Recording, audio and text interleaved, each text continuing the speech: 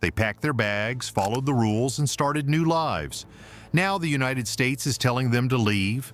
Mass text messages, home visits, and surprise knocks at 4 a.m., immigrants from certain countries are suddenly being told, leave immediately. But why is this happening now, and why are these specific nations targeted? It's not just about expired visas or overstays. There's a bigger, more sweeping directive in motion that's affecting thousands of immigrants. Some of them entered legally, but now they find themselves in jeopardy. Let's take a closer look at the full list of countries and the hidden reasons behind this sudden crackdown. Afghans who risked their lives alongside American troops, interpreters, drivers, aid workers, are now being told to leave. The U.S. once promised them refuge, but that promise is being revoked. Many of those who entered through humanitarian parole are being ordered to pack up and leave with no extensions or appeals allowed. This move comes as part of a wider trend, with Afghanistan's presence on the list signaling a potential rollback of wartime protections. Even those who built new lives in America, started businesses, enrolled children in school, are now facing an uncertain future. Why Afghanistan, and why now? Chad, a longtime ally in counter-terror operations, is now facing removal orders. Nationals who were once welcome for their military and oil partnerships are being told to leave. U.S. officials have flagged Chad for rising instability and weak passport controls, citing national security concerns. Students, workers, even asylum seekers who thought they were safe are now at risk. The message is clear. Loyalty doesn't guarantee protection. Why is Chad suddenly on the list, and could more countries follow? A quiet Central African nation, the Republic of the Congo, has found itself on America's blacklist, though it has no major headlines or conflicts to explain the sudden shift. U.S. authorities claim that the country failed to properly verify identities, refused to accept deported nationals, and demonstrated non-cooperation on return flights. As a result, the Republic of the Congo has faced a full visa ban, affecting students, workers, and those on protected status. Could this be a sign that countries without civil unrest or war are no longer safe from removals? This small, oil-rich nation has seen its nationals blocked from entering the United States and ordered to leave. There's no war, no mass migration, yet Equatorial Guinea has triggered one of the harshest penalties in immigration law. U.S. officials say the government has consistently refused to take back deported citizens, delaying paperwork and stalling negotiations. As a result, Equatorial Guineans in the U.S. are now receiving silent deportation orders. This move shows that even countries without immediate turmoil can face swift immigration sanctions. What happens when a country simply refuses to cooperate? Eritrean nationals in the U.S. are facing a silent crackdown.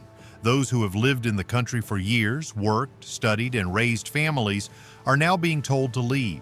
The U.S. claims Eritrea's government has continuously refused to accept deportations, triggering the harsh penalties of Section 243D sanctions. But there's more at stake. Returning to Eritrea, one of the most closed-off countries in the world, means risking surveillance, indefinite conscription, or even worse. Why is Eritrea on this list, and could other African nations soon follow? Haitians who fled their country to escape gangs, kidnappings, and violence are now facing removal orders. The U.S. had allowed more than 500,000 Haitians in under humanitarian parole, giving them the chance to rebuild their lives.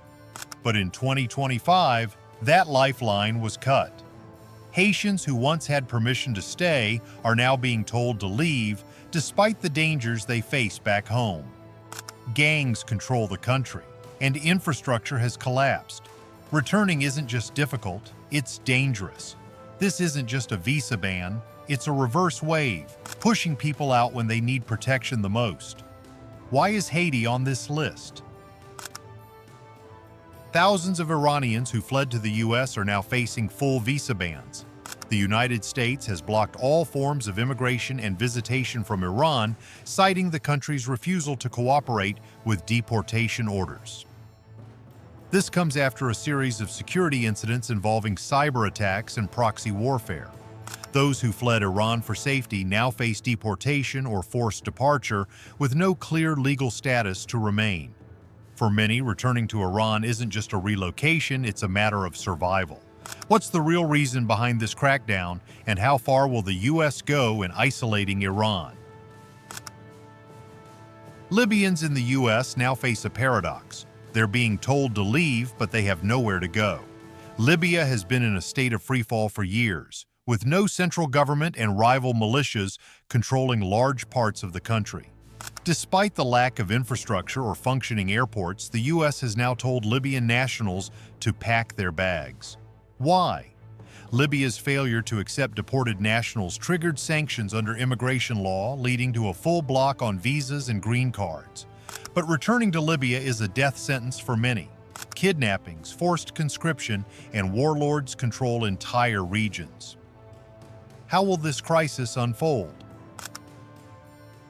Myanmar nationals are now facing deportation despite fleeing one of the world's worst humanitarian crises. Many of them fled violence and ethnic cleansing by the military junta, seeking refuge in the United States.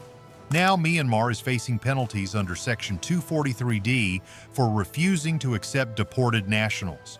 The U.S. has blocked visas, suspended approvals, and is quietly removing people without delay. Returning to Myanmar could mean imprisonment or even death for those fleeing persecution. Why is Myanmar on this list, and could more countries with oppressive regimes soon follow? Somalis in the U.S. are being told to leave, but their homeland is in chaos. Somalia lacks a functional government, and parts of the country are ruled by militants or warlords. Despite this, the U.S. is pushing Somali nationals to return. The reason? Somalia refuses to accept deported nationals, leading to sanctions under immigration law. Returning to Somalia, however, means facing violence, abduction, or even death in some regions. For many of those being deported, Somalia is no longer their home, and the U.S. has become the only place of refuge. Why is Somalia on this list, and what happens next? Drop your thoughts in the comments, and don't forget like and subscribe for the latest updates on global politics.